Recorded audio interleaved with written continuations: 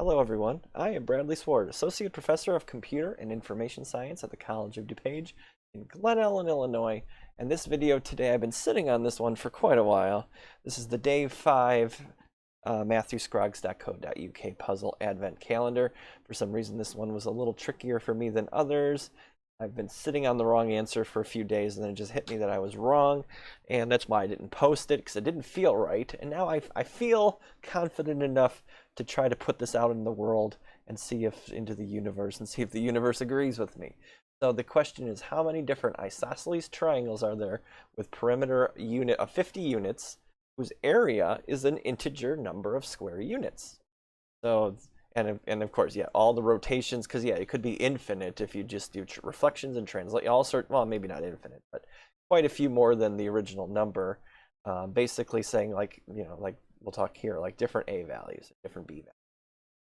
Okay, so my solution is as such. Here is, from this math website, here is an isosceles triangle, and they very nicely were able to give me all of these properties, so I don't have to worry about so much. And you can see here, we're worried about the perimeter being 2a plus b, so we're going to say 50, because we know the perimeter is 50, so 50 equals 2a plus b. And so what we're going to work down to is we're going to try to figure out, since we know the perimeter, and if we just say we know what a is, we can gather what b is from 50 minus 2a. Take this and substitute and solve for b. The reason I'm solving for b is just it's an easier substitution here for this area. So 50 minus 2a equals b. So just take 50 minus 2a and put that everywhere where you get a b, and do the math on that and create a function. And I used Wolfram alpha. I don't have anything more than just the basic, like almost everybody else. But you can see everywhere 1/2 times b, 50 minus 2a. I just use x to make it easy. Square root of x squared minus 1/4 of 50 minus 2x squared. So this is the formula right here. And the answer is right here. I wanted to show it graphically, talk about how we get the answer mathematically, and then just show you the brute force of it all again to show that the computer science side of things works with the mathematics, which absolutely should. Math wins out over everything. Math is the winner. But it took me a little effort to tweak my numbers so that I could get the correct answers in a reasonable amount of time. Let's just say.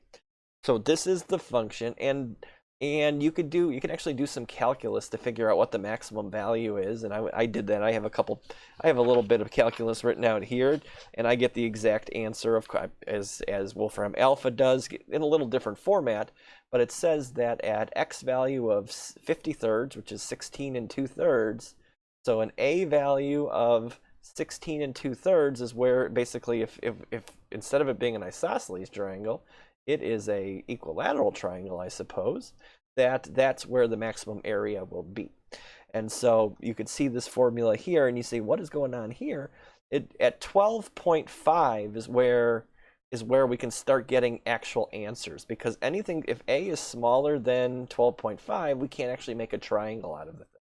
And it's hard to maybe it's hard to visualize, but if a is 12.5 and I'm trying to get b to fit, that instead of it looking like a triangle, a has to essentially be a line, because each point from here has to match up 25 units, and the only way we can do that is to stretch this thing out, and basically the smallest stretched out, it almost feels like a straight line that you can get, and that's where the area is 0, because it is a straight line. There's no area for a straight line. But as this a value gets larger and larger and larger, up until 16.67, that's where this thing maxes out, and it maxes out at like 120 because it says 625 divided by 3 to the square root of 3. Do I have that here? Yes, 120.28.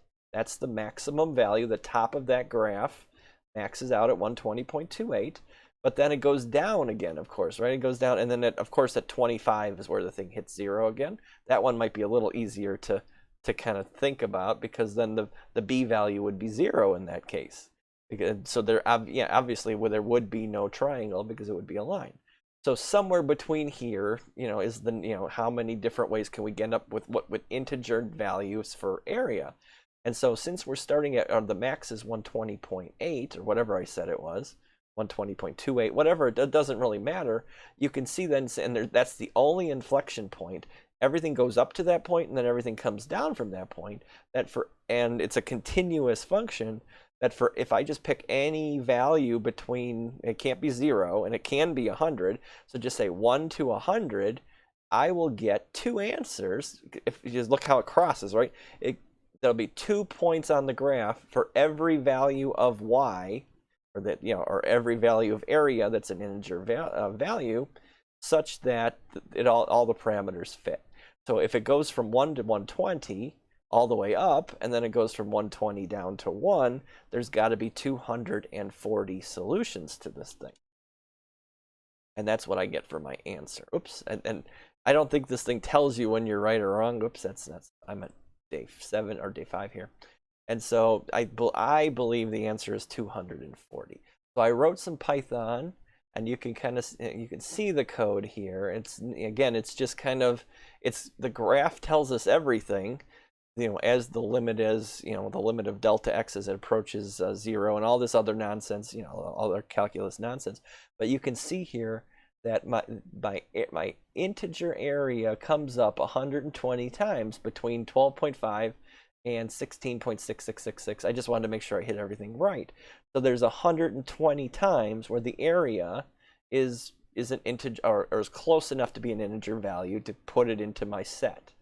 And so that works my way up, and now all I have to do then is on the other end just say, okay, start from here. I didn't write this. You can see how slow this goes, or it's fast for what it is, but it could be a lot slower if I wanted to get absolute precision and get the absolute values.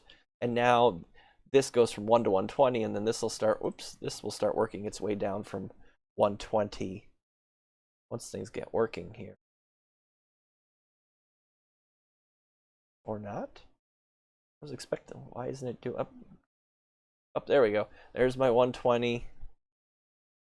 And the reason it's printing out a lot of them is because there's no precision to the results here. There's no way to continue on. And it's going to be very slow because of the way the graph comes down quickly. So it's going to, or goes down slowly, if I remember right. So it's going to take a while. Oh, that's interesting that the numbers are going in a weird order, but that's because a set in Python is unordered. A set in C++ is ordered, or is sorted essentially, but the one here, oh, that's interesting how everything kind of started. That's weird. Isn't that kind of weird? It kind of started out in a way, and now it's kind of where it needs to be. And you can see it'll get faster as it gets closer to 0, just because of the way the function works out. And so there were 120 ways to get from 12.5 up to 16.67. And you will see then there'll be 120 different ways to get from 120 back down to 1, making the answer 240. And so if this is correct, or if this is not correct, I'd love for you guys to give me a thumbs up or a thumbs down on this one, because this one might kind of hold up some of the other answers, especially if you're trying to figure out the reindeers and what are their favorite foods and all that kind of nonsense stuff for the end of this puzzle in 2 weeks' time. So I definitely would like to know if I'm on the right track or on the wrong track to solving this problem. So please let me know down below, or email me at swardb@cod.edu. And that pretty much covers it. I'm going to let this thing go. I'll probably talk about in silence, let this thing go to finish up, just to prove that this will go down from 120 down to 1. And have a nice day, everyone. Take care, and see you guys in future videos.